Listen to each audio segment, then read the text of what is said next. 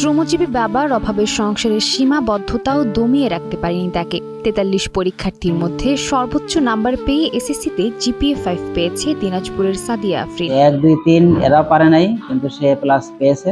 আমরা অনেক গর্বিত তার জন্য। দিনাজপুর সদর উপজেলার মাসিমপুর সরকারপাড়া এলাকায় মাত্র 2 শতক জমির ওপর সাদিয়াদের বসতঘর। টিনের চাল আর বেড়া দেয়া দুটি ঘরের একটিকে আবার মাঝখানে বেড়া দিয়ে ভাগ করা।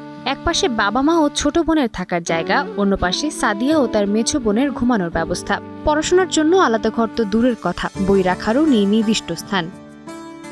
সাদিয়া পড়াশোনা করেছে কাদের বক্স মেমোরিয়াল কলেজিয়েট হাই স্কুলে। এবারের এসএসসি পরীক্ষায় বিদ্যালয়টির ৪৩ পরীক্ষার্থীর মধ্যে পাশ করেছে ২২ জন, আর জিপিএ 5 পেয়েছে একমাত্র সাদিয়া আফরিন। তার এই সাফল্যে গর্বিত শিক্ষক সহপাঠীরাও। মেয়েটি নিজ আগ্রহ থেকেই পড়াশোনা করত, অনেক চেষ্টা ছিল। নিজের অদম্য ইচ্ছাশক্তির পাশাপাশি মা বাবা শিক্ষক সহ সবার সহযোগিতা ও দিনাজপুরের জেলা প্রশাসকের বিভিন্ন নির্দেশনা তাকে সাহস জুগিয়েছে বলে জানায় সাদিয়া। তিনি যে আমার পিছনে এত টাকা খরচ করে এবং এই কষ্টের মধ্যে যে আমাকে এসব কিছু বুঝতে দেয় না, পড়ালেখার করার একটা আগ্রহ জাগায়, সেটাই আমার বাবার পক্ষে অনেক ধন্যবাদ।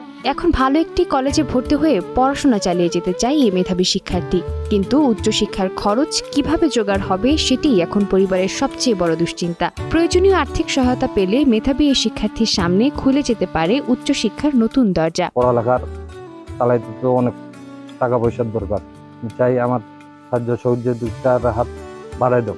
অভাবের ঘর থেকে জিপিএ 5 পেলেও এখনও লড়াই থামেনি সাদিয়ার। এখন প্রয়োজন শুধু একটি সুযোগ, যাতে মেধা আর পরিশ্রমে সে পৌঁছাতে পারে নিজের স্বপ্নের ঠিকানায়।